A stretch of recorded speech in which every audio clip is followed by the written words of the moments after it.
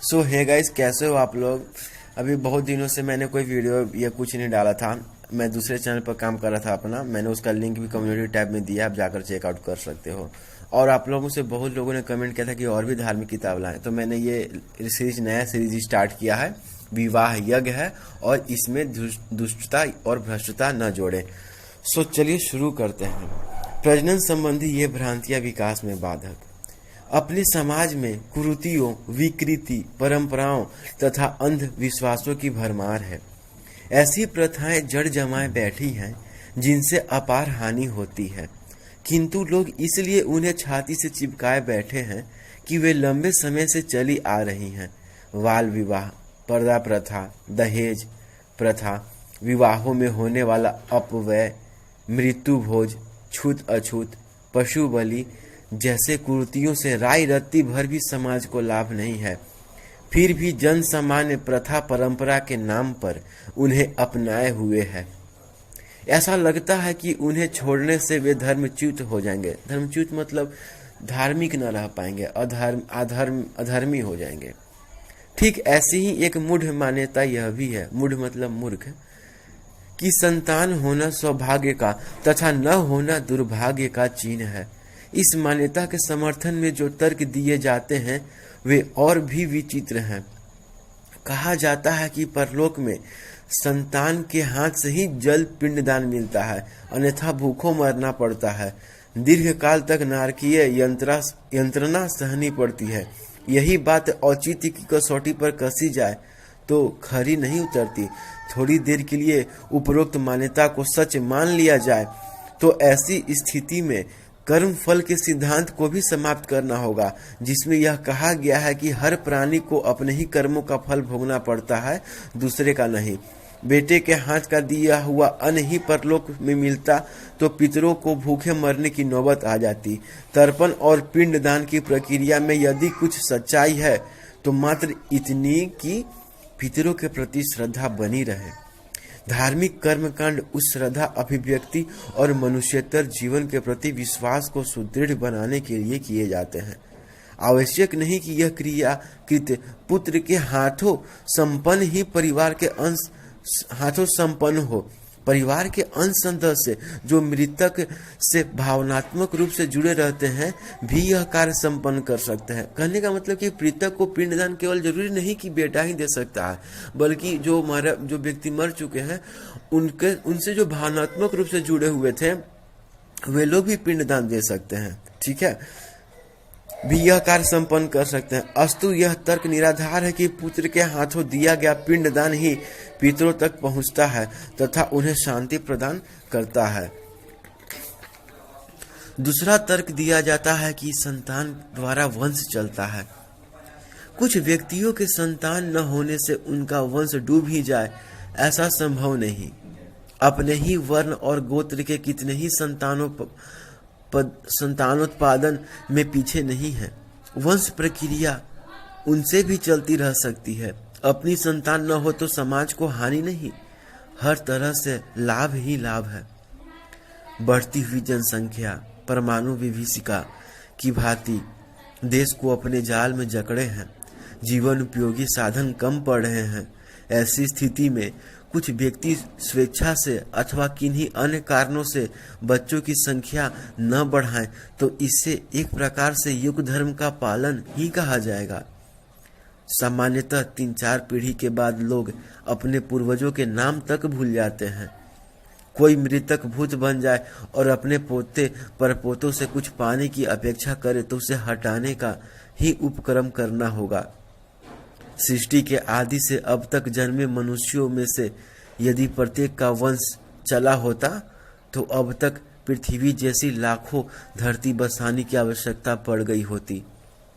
प्रकृति एक हाथ से वंश का उपक्रम करती है और दूसरे हाथ से बालू से बनाए महलों को बच्चों द्वारा लात मारकर बिगाड़ देने जैसी खेल भी रचती है।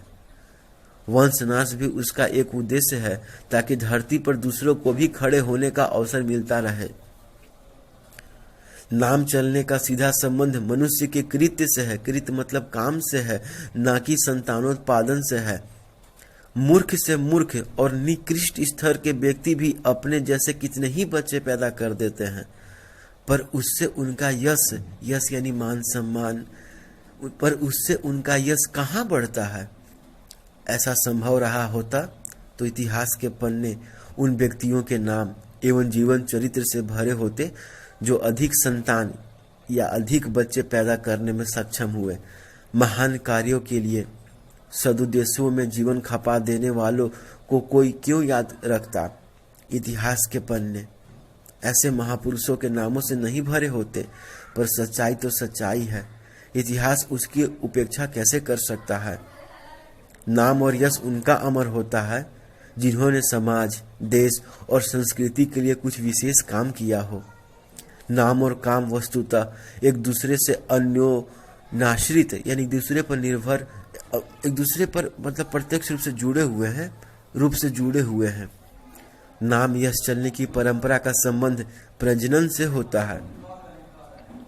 नाम यश चलने की परंपरा का संबंध प्रजनन से होता तो उन व्यक्तियों को कोई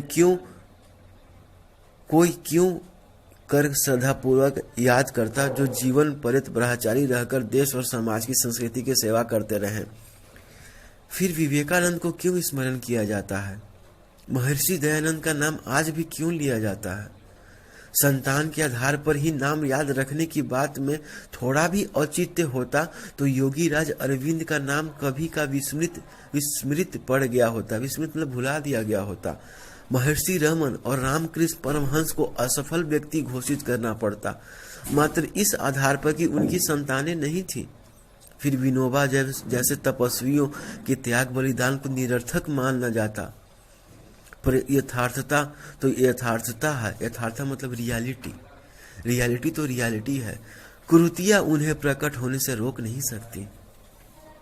महंगाई के इस युग में संतान का न होना दुर्भाग्य का नहीं वरन सौभाग्य का चिन्ह है।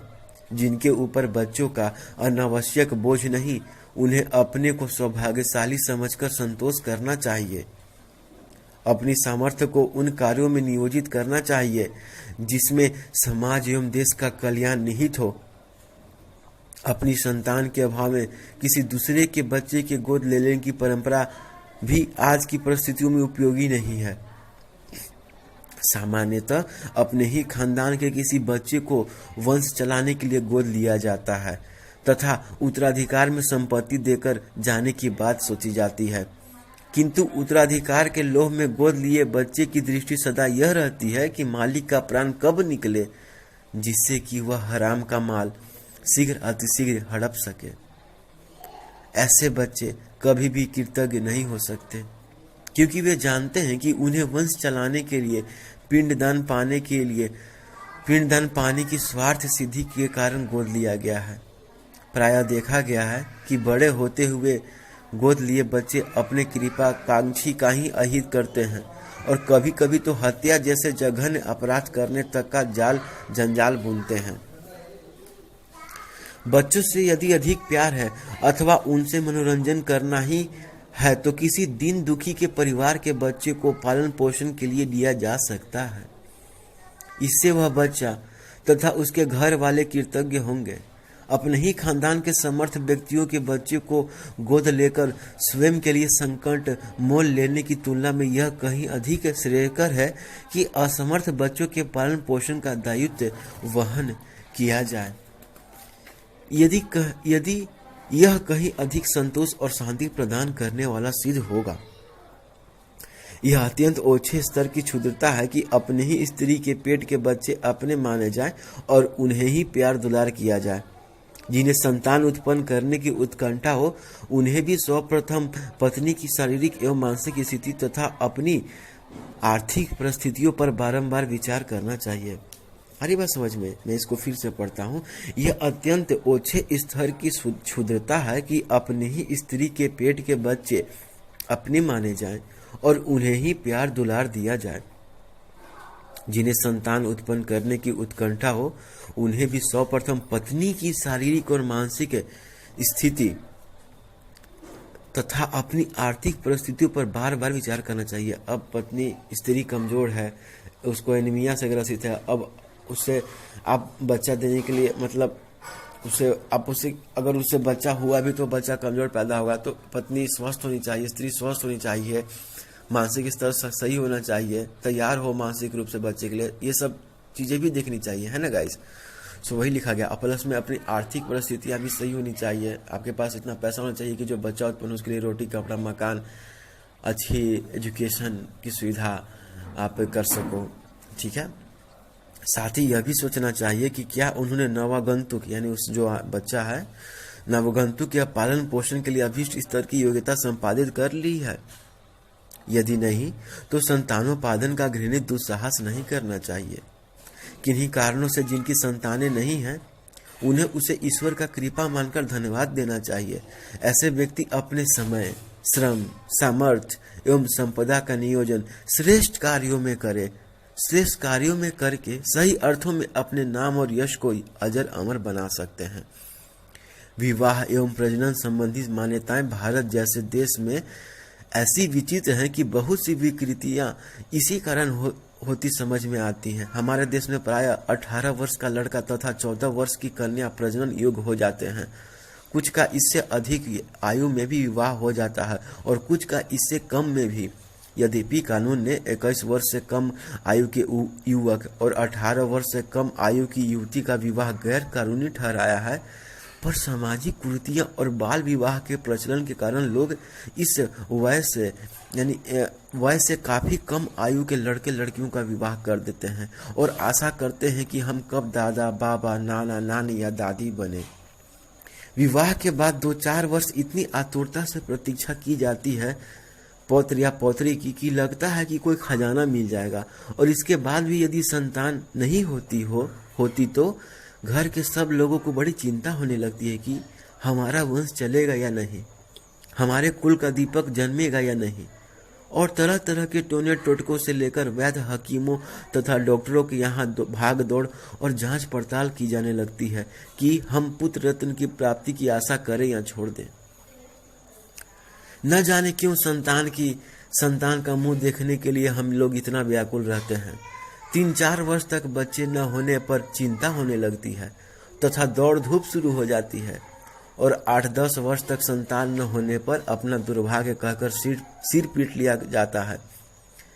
संतान के प्रति इतनी उत्सुकता और आतुरता का कारण यह है कि लोग संतान को कुल का त्राता मानते हैं। समझा जाता है कि अपने रक्त बिंदु से उत्पन्न हुई संतान ही हमारा उद्धार कर सकती है।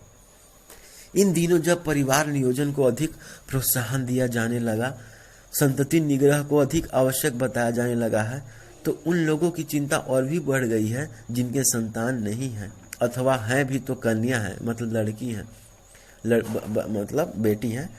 उन्हें अपने वंश चलने की चिंता होने लगी है। यहाँ यह समझ लेना चाहिए कि यह कुछ जरूरी नहीं है कि वंश की यशोवृद्धि या कुल का नाम संतान से ही चले, और मान भी लिया जाए कि कुल का नाम संतान से ही चले तो इसकी क्या गारंटी है कि आने वाली पीढ़ी के कारण परिवार की सत्कृति ही बढ़े। यह भी तो हो सकता है कि बच्चे आगे चलकर दुष्ट निकल जाए और परिवार की कुल की कृति बढ़ाने के स्थान पर उससे कलंकित ही करे। संतान न होते हुए भी संसार में कितने ही लोगों का यश अभी भी उज्जवल और धवल है। कृष्ण को सभी को जानते हैं, पर उनकी संतानों का नाम भी शायद ही किसी को मालूम हो। राम के बाद लवकुश को छोड़कर उनकी अगली पीढ़ी के किन लोगों का नाम दुनिया को मालूम है। महावीर तो वीतराग और गृहत्याग तपस्वी थे, उनका यश आज भी बढ़ रहा है। बुद्ध को राहुल से अधिक लोग जानते हैं, महात्मा बुद्ध को राहुल से अधिक लोग जानते हैं।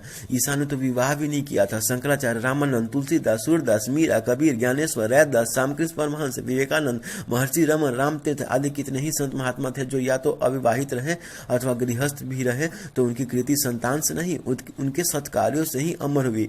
व्यक्ति का नाम और यह संतान से नहीं, उसके सद्गुणों और सत्कर्मों से बढ़ता और अमर होता है। सो गाइस, अगले पार्ट में हम फिर से आएंगे। आप अच्छा लगा तो इसको लाइक, शेयर, सब्सक्राइब करो, चैनल को और चेकआउट करो, बहुत सारे वीडियोस हैं और बहुत अच्छा लगा कि आप यहाँ तक पूरा सुने।